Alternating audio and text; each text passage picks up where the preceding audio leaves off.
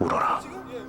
Oldboy es una película que deja una marca imborrable en la historia del cine. Un thriller que resulta ser una propuesta audaz, que explora sin parpadear hasta lo más recóndito de la oscuridad en la naturaleza de la conducta humana. Una muestra de maestría cinematográfica que hoy vamos a revisar de principio a fin.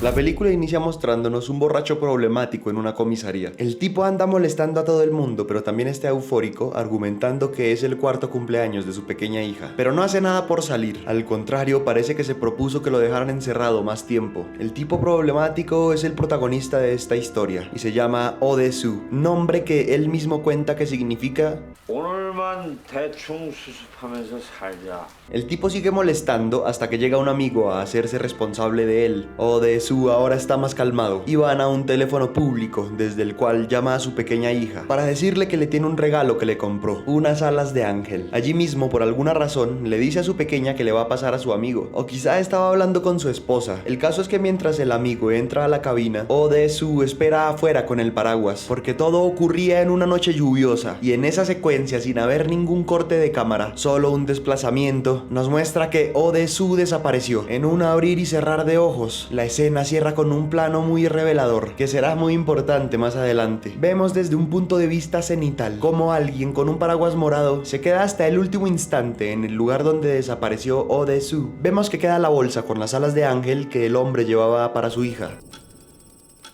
Lo siguiente que vemos es una preciosa secuencia de créditos iniciales, que es muy acorde con una de las variables vitales que más se utiliza en la película, el tiempo. Ahora vemos una pequeña compuerta en la parte de abajo de una puerta, por donde le pasan comida a Odesu, que está desesperado pidiendo explicaciones de por qué lo encerraron allí. Al parecer lleva más o menos 3 meses encerrado, desde la noche lluviosa en que lo raptaron. El desespero del hombre es evidente. Luego entra una narración de él mismo, contándonos este pequeño detalle. 15년이라고 말해줬다면 조금이라도 견디기가 쉬워졌을까? 15 años lleva encerrado en ese mismo lugar, cuando empieza a narrarnos su desgracia. El primer detalle logístico que vemos es que cada que empieza a sonar una melodía en particular, la habitación se llena de un gas que lo duerme y le hacen una especie de mantenimiento, ropa nueva, chequeo médico, y así lo mantuvieron con vida todo ese tiempo en una habitación sin salir nunca. Su compañía todo este tiempo fue un pequeño televisor que no fue suficiente para salvarlo de una aparente demencia. El tipo tenía alucinaciones donde veía hormigas de manera sutil y otras veces de manera caótica, hasta llevarlo al colapso mental total, situación de la que siempre lo salvaron sus captores. Definitivamente lo querían con vida. En la habitación hay un cuadro muy particular que funciona como un presagio de en quién se está convirtiendo Odesu. Es una referencia real y cargada de simbolismo. El cuadro se titula The Man of Sorrows, pintado por el artista expresionista belga James Ensor. El pintor fue un precursor del expresionismo, conocido por sus temas macabros, máscaras y rostros grotescos. El rostro en el cuadro está inspirado en una máscara de demonio japonesa del teatro No. El cuadro funciona como un espejo del destino de Odesu. La mueca del demonio se convierte en la caracterización física del protagonista después de 15 años. El cuadro en la película tiene escritas en coreano las 2 primeras líneas del poema Solitude de Ella Wheeler Wilcox. Ríe y el mundo reirá contigo. Llora y llorarás solo. Esa frase es el mantra de la película. Odesu está solo en su tragedia. El mundo sigue girando mientras él se desmorona en una celda y sin saber por qué está allí.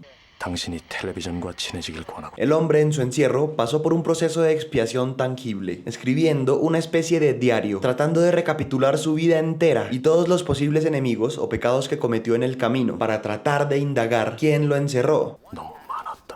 Un día, con su comida, por un aparente descuido, le llega un palillo extra. Son palillos metálicos, así que lo guarda porque no lo notarán. Odesu, lejos de rendirse, lo ve como una oportunidad de intentar encontrar una salida. A partir de allí, él se tatúa con un método casero, una línea por cada año encerrado. A partir del 6º año, excavó poco a poco un agujero en la pared detrás de su cama. Además, entrenó su cuerpo, y todo con el objetivo de desaparecer al responsable de su encierro. Cada año avanza un poco. Cuando cuando lleva 10 años ya había sacado todo un ladrillo, y así poco a poco hasta que llega el año número 15. Año desde el que nos está narrando la historia, exactamente cuando le falta solo un mes para escaparse. 나간다. 난 여기서 나간다. 난 나간다. Cuando sonaba la música solo tenía unos segundos para esconder su escape antes de caer dormido por el gas. Ese día, cuando ya le faltaba poco para escapar, no solo le hacen mantenimiento, sino que llega una mujer que le hace una especie de hipnosis. Ella le pide que se imagine una pradera verde, y en una hermosa elipsis, el desplazamiento de la cámara nos lleva a una pradera. En el lugar hay un baúl rojo desde el cual sale Odesu, ahora libre, pero ni él ni nosotros tenemos una explicación de nada. Él no se tuvo que escapar, lo escaparon. Este plano es simbología pura, con 3 colores que serán pilares narrativos en la película. Primero, el verde del pasto, enmarcando el plano con un elemento central, el baúl de un rojo muy característico, que al abrirse muestra que la tapicería interna es morada, de nuevo ese color que tenía el paraguas del presunto raptor de Odesu. En esta película, para su director Park Chan-wook, el color verde tiene una connotación negativa y representa el principal motivante narrativo de esta historia, la venganza. El color rojo es la consecuencia de la venganza, el paquete en el que Odesu vuelve al mundo, y luego el morado o púrpura que le rodean. Ese color en esta película representa lo artificial, un color que se encuentra poco en la naturaleza, y eso ha sido un factor crucial para históricamente haber representado el poder. En este caso, el poder de construir una realidad artificial para Odesu, una ilusión de escape. Siempre que un elemento morado sea protagonista en pantalla, en esta película significa que el villano está controlando la escena. Nuestro protagonista se despierta del todo. Él pasó de estar hipnotizado a ver el sol por primera vez después de 15 años. Odesu realmente no aparece en una pradera verde gigante, pero sí estaba en una azotea de un edificio muy alto. Eso sí, había mucho pasto, y él sí estaba en un baúl rojo con el interior morado. En esa azotea hay un tipo re loco que al parecer quiere hacer paracaidismo sin paracaídas. Odesu se acerca y ni lo escucha. Es irrelevante para él, quien en realidad está casi extasiado por ver a otro humano después de tantos años. Odesu pasa del paracaidista y se va sin evitar su fatídico final. El tipo salió de su encierro con un propósito muy específico, pero ya podemos ver que el encierro le afectó muchísimo a nivel social.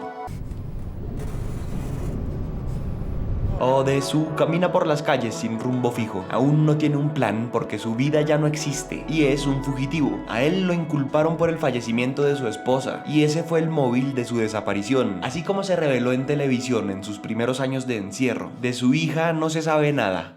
10년 동안의 상상 훈련.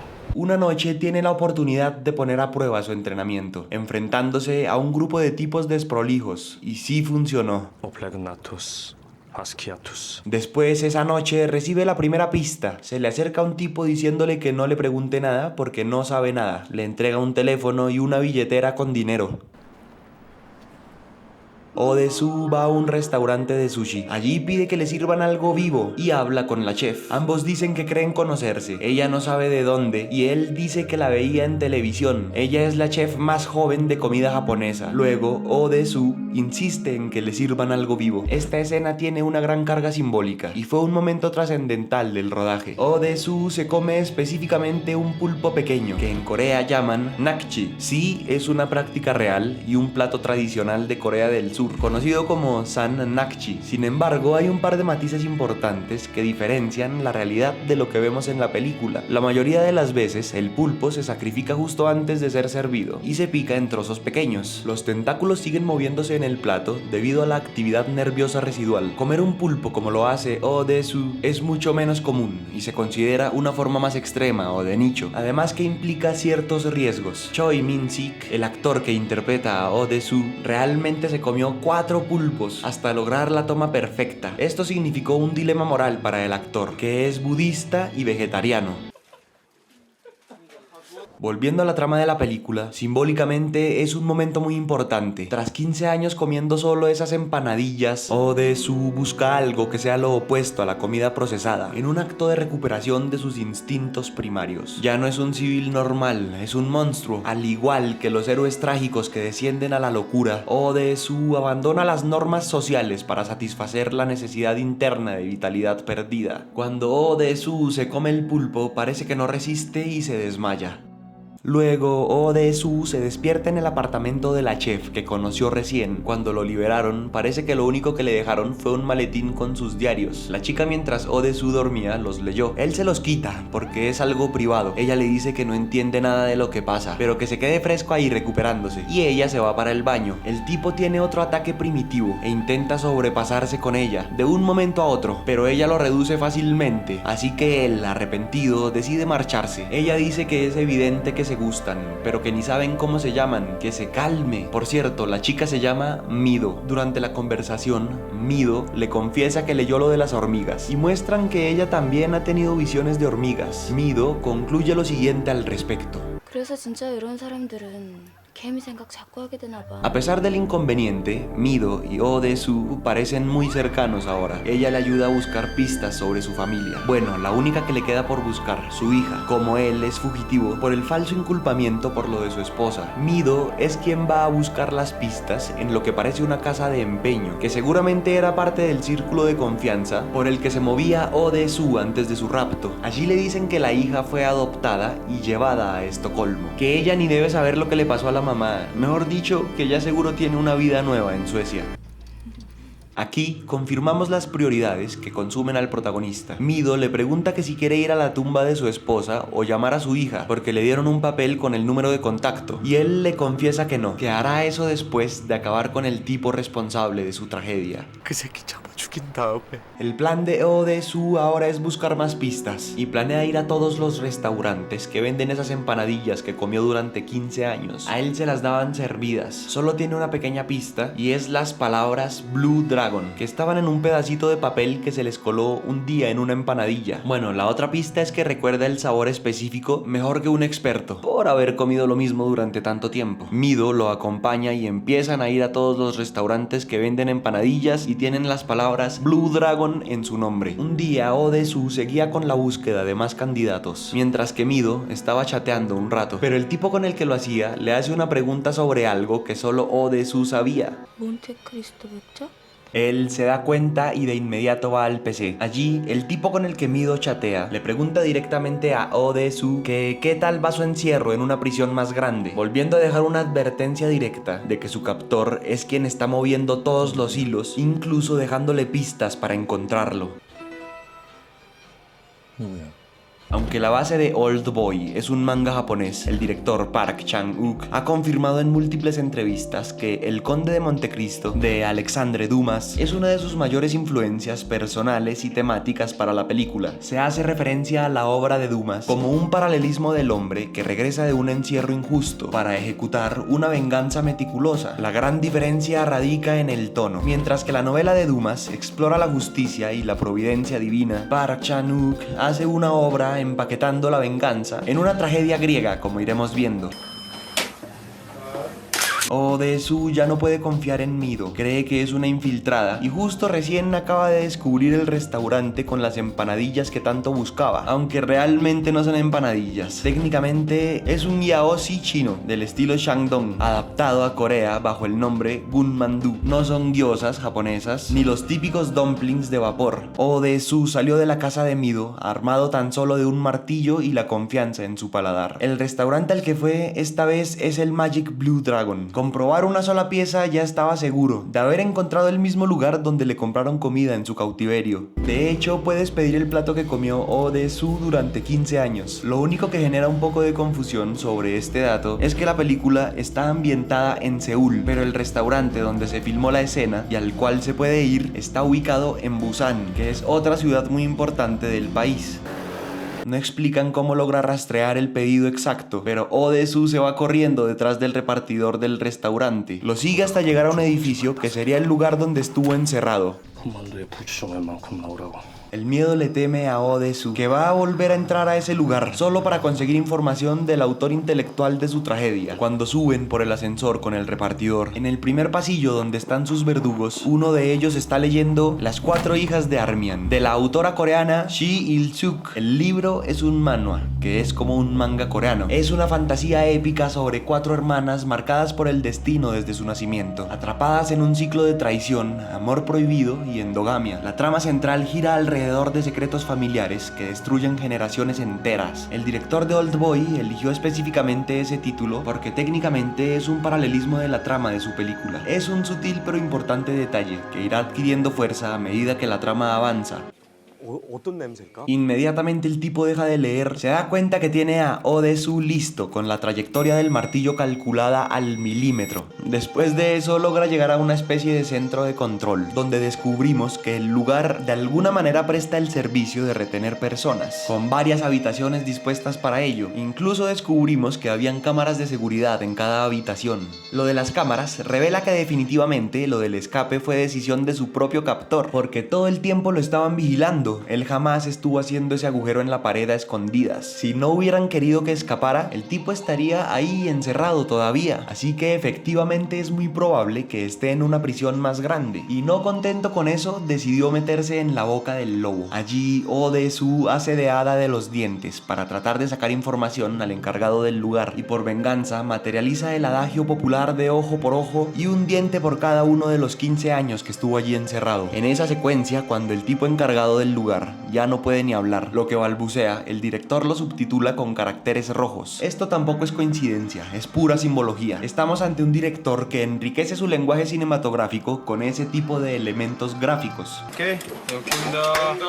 El paciente parece que de verdad no sabe mucho. Él dice que nunca vio la cara de ese cliente, pero tiene grabaciones de las llamadas. Odesu las busca y se lleva una para buscar más pistas después. Luego vuelve al pasillo por donde entró, pero hay varias decenas de hombres esperándole para hacer piñata. Y así empieza la que para mi opinión es de las mejores secuencias de acción que he visto nunca. Objetivamente, una de las secuencias más icónicas de la historia del cine moderno. Una coreografía de lucha impecable, enmarcada en un plano secuencia de desplazamiento lateral, en un espacio confinado, que mantiene una focal fija y se va moviendo con el protagonista. Odesu saca por primera vez su lado más monstruoso e implacable, acabando él solo con decenas de hombres en ese pasillo. El color verde invade la atmósfera de toda la toma, mostrándonos que este es un acto de la venganza misma encarnada. Es una secuencia con un arte magnífico. Del montaje ni hablaré porque da para un video entero. Por momentos parece que estamos viendo una pintura barroca, desde la iluminación hasta el drama enmarcado. Odesu termina con los del pasillo, pero lo espera otra tanda en el ascensor. Pero él no tiene lío y los atiende. Eso sí, salió a punto de descuajarse. Odesu no aguanta por la gravedad de su situación y cae desmayado en plena calle. Solo un hombre se acerca a ayudarlo. Aquí vemos por primera vez el rostro del otro monstruo de esta historia. El tipo deja a nuestro protagonista todo malherido en un taxi, con dirección al departamento de Mido. El tipo que lo ayuda sabe hasta eso y le deja otra pista. Odesu no tiene mucha fuerza, pero logra captar el mensaje antes de caer inconsciente. Odesu se despierta y se da cuenta que Mido estuvo cuidándolo hasta quedarse dormida. El tipo aprovecha para escuchar la grabación que sacó como pista. Allí confirma que el lugar era solo el prestador del servicio y escucha la primera llamada cuando su verdugo llamó a cotizar, mejor dicho.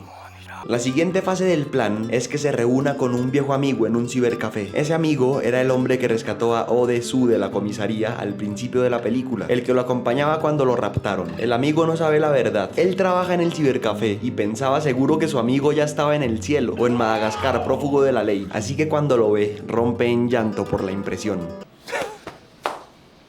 Ahora tienen tiempo de hablar después de tantos años. Odesu le cuenta lo que realmente pasó y parece que ahora tiene otro aliado. Odesu trata de indagar con su amigo si conoce la voz de la grabación o si sabe de alguien que lo odie tanto. Alguien de la lista de 260 nombres que recopiló Odesu en su encierro, tratando de indagar por qué estaba allí.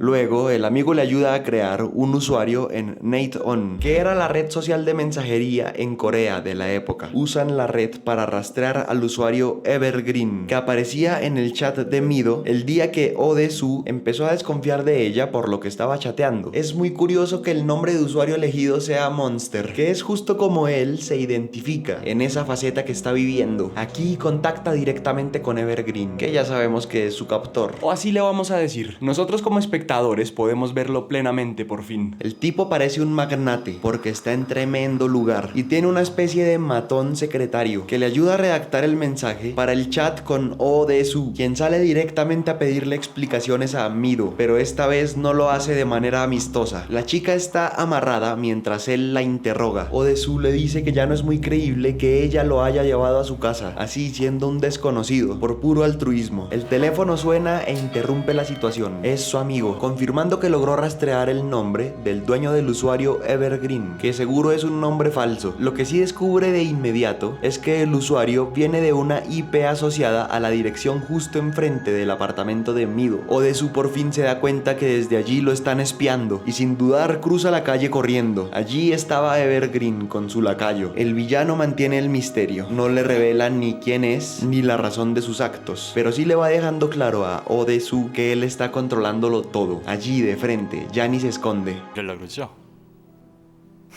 Este villano es la representación de la encarnación más negativa posible de la venganza. De hecho, está representado hasta en su nombre de usuario en línea, Evergreen, lo que traduce siempre verde. Como ya vimos en esta película, el verde representa la venganza como una influencia negativa, como un veneno que es la identidad de este villano. Evergreen, casi como en el cuento de Rumpelstiltskin, le da una fecha límite a Odesu para descubrir su identidad y la razón por la cual lo encerró por 15 años. Le da 5 días de plazo, que se cumplirían exactamente el 5 de julio. Si Odesu gana, su villano asegura que él mismo se mete en el ataúd, pero si Odesu pierde, a la que envían con San Pedro es a Mido, y la advertencia se extiende aún más. Evergreen le dice a Odesu que si pierde, va a mandar al cielo a cada mujer que ame hasta el final de sus días. 같은 당신은 자기 여자 잘 못 지키기로 유명한 남자잖아. El condicionamiento había sido tremendo y el villano sabe que su mayor defensa es la información. Le advierte a Odesu que si le hace algo, se va a quedar con esa curiosidad cultivada por 15 años, sin saber por qué destruyó su vida, que era aparentemente normal. Y efectivamente es más que suficiente para persuadir a nuestro protagonista, quien le dice a Evergreen que entonces le va a sacar la información en modo dentista. Pero Evergreen saca otro as bajo la manga. Resulta que aprovechando su operación de marcapasos, se mandó a instalar un interruptor que le ayuda básicamente a apagar su corazón con un solo clic, haciéndolo inmune a ese tipo de presiones.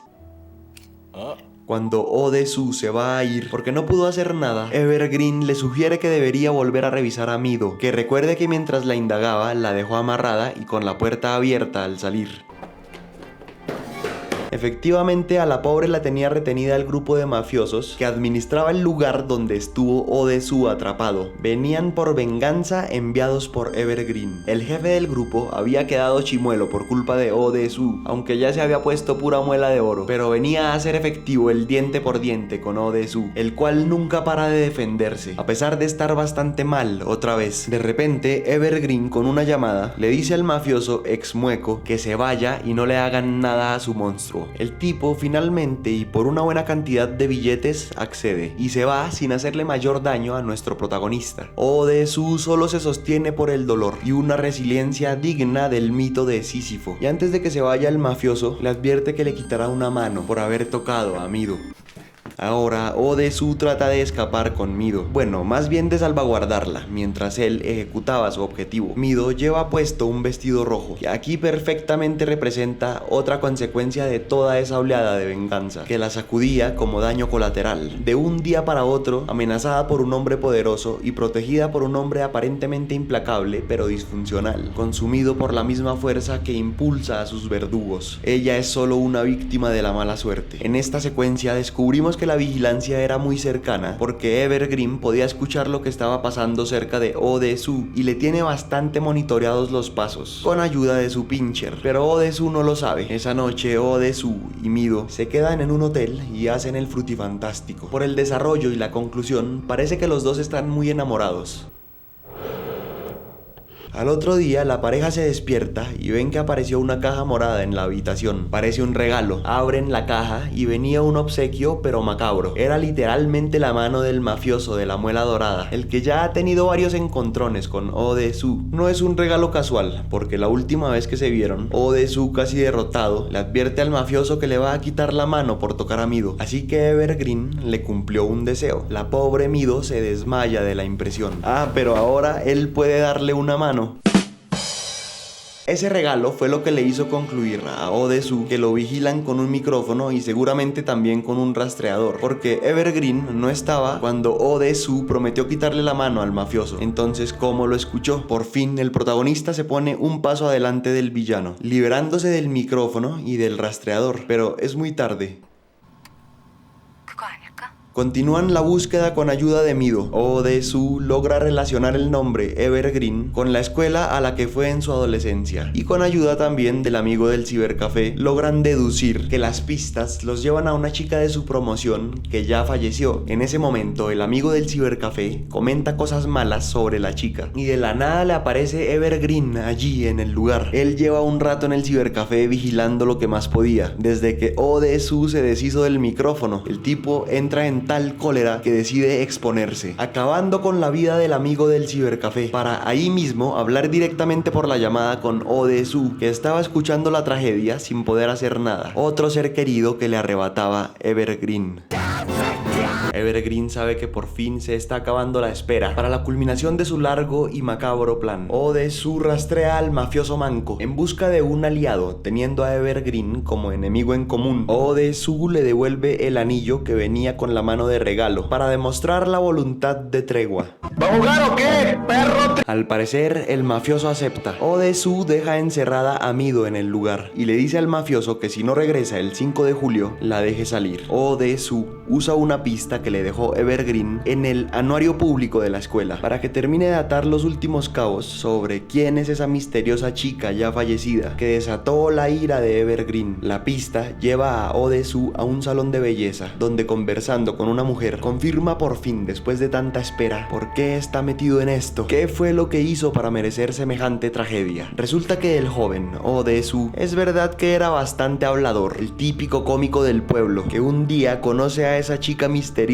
de la escuela y horas después decide perseguirla, quizá para espiarla, pero descubre que se encuentra con otro chico que era el hermano de ella, y ese chico era nada más y nada menos que Evergreen. Así que la chica misteriosa fallecida en el presente de la película era la hermana de Evergreen. La raíz del pecado de Oh-Dae-soo fue haber seguido a esa chica, porque cuando ve que los hermanos se encuentran y se encierran en un salón Espiando, descubre que estaban teniendo interacciones bastante inapropiadas. esos días coincidían con un viaje definitivo de Oh-Dae-soo a Seúl, así que justo antes de viajar decide soltar su gran descubrimiento y se lo cuenta a un amigo del pueblo. Oh-Dae-soo no inventó nada, pero sí contó un secreto ajeno bastante incómodo, que como casi cualquier chisme y en especial en un pueblo, se extendió rápidamente, lo cual derivó en rumores de un supuesto embarazo de la chica, que ciertos o no, los hermanos tenían bastantes cosas que esconder. Un día la chica, quizá por no aguantar la presión, decidió arrojarse por una gran presa para conocer a San Pedro. Por eso Evergreen queda con ese trauma que se transforma en un resentimiento absoluto hacia Oh-Dae-soo por haber regado el chisme. Todo esto hace un poco más terrorífica la historia. Porque además de ser una venganza absolutamente desproporcionada, Evergreen no está asumiendo la culpa de haberse embarcado en una aventura de semejante índole con su hermana. Oh-Dae-soo descubrió por fin la información que quería antes de poder eliminar a Evergreen. Por cierto, en la escena del salón de belleza es magnífico verlo con el gorro verde, representado como la venganza, que es lo único que hay en su mente. Oh-Dae-soo, uniendo las pistas que le faltaban, logra llegar al edificio donde está el penthouse de Evergreen. Él va impoluto, con un único cambio en su atuendo. Ahora lleva una camisa roja. Él ya sabe muy bien a lo que va. Ya en el edificio, sin tener que buscar mucho, Evergreen y su caniche agresivo reciben a Oh-Dae-soo y lo acompañan a subir. Es el momento más álgido de la película. Solemnidad absoluta en el ambiente, con un monstruo y su verdugo que han esperado este día por 15 años como mínimo. El apartamento de Evergreen es un lugar sin ningún rastro de humanidad. Es como un lujoso mausoleo verde esmeralda, ese verde que en Old Boy caracteriza la venganza, que el cultivador Evergreen no solo caracteriza, la perfecciona, llevándola al extremo más negativo posible, alejándose casi por completo del concepto de justicia, que puede tener la misma raíz que la venganza. La diferencia está en el precio a pagar. La venganza, cosechada como propósito máximo, está muy bien representada con ese verde, borde, que también es propio del estancamiento, igual al vivido no solo por el protagonista de manera involuntaria, también el villano ha vivido ese estancamiento de manera voluntaria, por años de planeaciones y ejecución de actos retorcidos, hasta perder completamente la sensibilidad de lo que conocemos como humanidad. Cuando entran al lugar, Odesu tiene primero que acabar con 4 guardias, solo deja vivo al labubu sicario de Evergreen.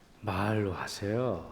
Mientras tanto, Evergreen se estaba bañando. Luego confronta a Odesu mientras se viste, quien no acepta concesiones, y le dice a Evergreen que le ganó la apuesta, que se vaya al infierno como prometió. Odesu le recrimina por lo injusto de tener que encontrar pistas de algo que no recordaba por culpa de la hipnosis, pero Evergreen le dice que no fue por eso que lo olvidó, que fue así porque la raíz de todo es un acto insignificante para él, pero con gran repercusión para alguien más. Según Evergreen, básicamente el chisme embarazó a su hermana, no él. Odesu no se deja y acusa a Evergreen de haber arrojado a su hermana a la presa, porque los reportes dicen que ella se cayó estando sola, pero Evergreen le tomó una foto que está registrada el 5 de julio, mismo día que la chica fallece, y también por eso era la fecha límite que Odesu tenía para el juego macabro. Pero no, Evergreen no votó a su hermana, ella misma lo hizo. Él incluso intentó evitarlo, pero no pudo. Al principio del flashback, cuando Odesu le habla por primera vez a la hermana de Evergreen, ella aparece sentada leyendo un libro de Sylvia Plath. Específicamente, el libro que sostiene es Los diarios completos de Sylvia Plath. La autora es mundialmente conocida tanto por su brillante poesía como por su trágico final, que es un final muy parecido al que tendría la hermana de Evergreen. El director estaba dando una pista sobre el destino de la joven en la película.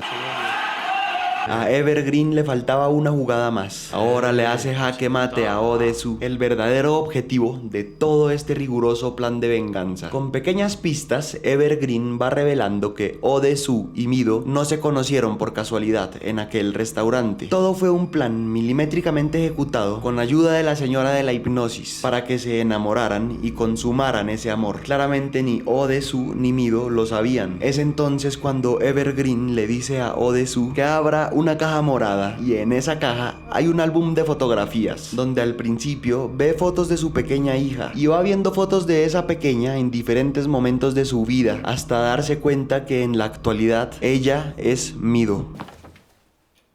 Mido es su hija y Evergreen planeó todo desde que lo raptó y acabó con su esposa. Es aquí precisamente donde Oldboy deja de ser un thriller para convertirse en una tragedia clásica, en el sentido más estricto del término. El director Park Chan-wook tomó esa idea y la instaló en el centro de su película, como una bomba de tiempo. La trágica revelación es un paralelismo perfecto de la tragedia griega Edipo Rey, escrita por el poeta griego Sófocles. En ambos casos, el motor de la tragedia es la ceguera del protagonista ante la verdad, y la ironía de su propia búsqueda. Si Odesu perdía el juego, Mido era eliminada, pero si ganaba, descubre que la verdad, lejos de liberarlo, era su condena definitiva. Edipo descubre que el hombre que mató era su padre, y la mujer con la que duerme era su madre. Una cadena de desgracias idéntica a la que vive Odesu en el clímax de Oldboy. El ibris, o el orgullo, como pecado original. Edipo cae por su arrogancia, al creer que se puede escapar de la profecía. Odesu cae por su lengua, el orgullo de hablar sin medir las consecuencias, y el rumor que inició todo. 15 años de encierro para Odesu fue el castigo por un ibris cometido en la juventud, y su búsqueda de venganza es solo una extensión de ese orgullo que lo lleva directo a la trampa. La ironía trágica es el corazón de ambas obras. El héroe dedica toda su energía a resolver un misterio, sin saber que él mismo es la respuesta al misterio. La venganza de Evergreen no busca la muerte de Odesu, busca algo mucho más aterrador, la aniquilación total de su humanidad, al manipularlo para que destruya el pilar básico que nos define como especie, la familia. Lo expulsa de la sociedad y lo convierte en una criatura que ya no puede habitar entre los hombres. Al final, lo que queda de Odesu es un ser rogando piedad. Evergreen amenaza con revelarle la verdad a Mido, que está vigilada por el mafioso, a quien erróneamente Odesu confió. Ella tenía una caja morada idéntica con la revelación terrible. Odesu se humilla al punto de arrancarse su propia lengua para rogarle a Evergreen que no le revele la verdad a Mido. Era imposible que Odesu tocara más fondo. Evergreen, por fin satisfecho, yace allí divirtiéndose por la lamentable criatura que creó. Ahora sí no tenía nada que lo aferrara a este mundo, así que primero mandó a su Minimi de pelo blanco por adelantado al infierno a preparar su campo, para luego él mismo despedirse del mundo en el ascensor. Se fue completamente satisfecho con lo que le hizo a Odesu y consideró que por fin era suficiente para no revelarle el trágico secreto a Mido. Edipo se arranca los ojos porque no puede soportar ver el horror que ha creado. Odesu se quita la lengua, con la que inició el pecado original del rumor, para suplicar silencio y protección para su hija. Ambos sacrifican un sentido para intentar detener la propagación de la tragedia. El director ha declarado que no busca dar una lección clara con sus finales, más bien invitar a la audiencia a lidiar con la incomodidad y el dilema ético. Al final vemos a Odesu con la señora que hace la hipnosis. Se supone que ya lo hipnotizaron para fragmentar su conciencia en dos partes. Cuando ella diga el monstruo, dará una vuelta de 180 grados y envejecerá 1 año por cada paso que camine hasta completar 70 años. Y allí terminaría la vida del monstruo, ese que conoce la verdad del oscuro secreto. Así que en teoría la versión que vemos del protagonista en ese campo nevado al final de la película se supondría en realidad que no recuerda la gran revelación, pero tampoco se es muy claro sobre hasta dónde no recuerda, porque antes del trágico final fueron 15 años en los que su objetivo fue el mismo. El final de Oldboy está diseñado para ser ambiguo, no hay respuestas claras. Básicamente depende de cada quien interpretarlo de la manera que quiera. Igual no importa, el daño ya está hecho. 당신은 고개를 돌려서 La hipnosis en Oldboy funciona exactamente como la sugestión en el sentido más profundo. Evergreen no necesita encadenar físicamente a Odesu para controlarlo. Le basta con plantar una instrucción en su mente a través del lenguaje. La hipnotista usa las palabras como llave. Una frase activa un estado, otra lo desactiva. Y eso es lo que hace literalmente el lenguaje cuando tiene poder sobre alguien. El manga Oldboy es un thriller psicológico que difiere significativamente de su adaptación cinematográfica surcoreana que hoy estamos revisando, mientras que la película de Park Chan-wook apuesta por la visceralidad.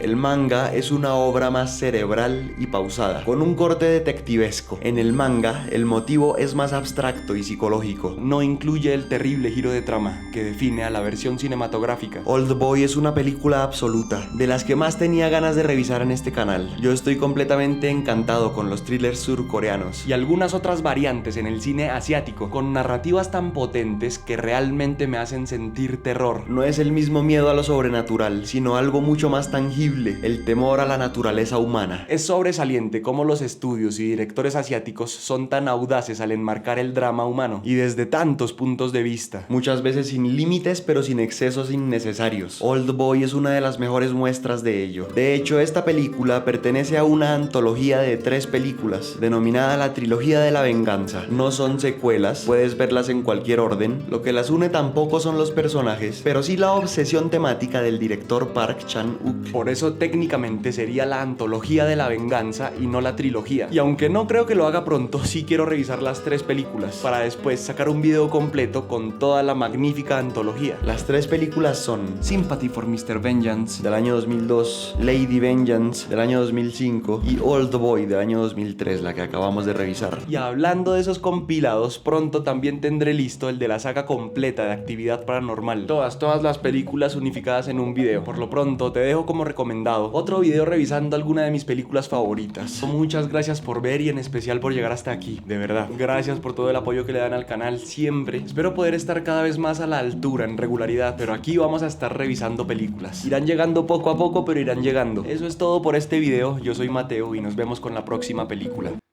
옷은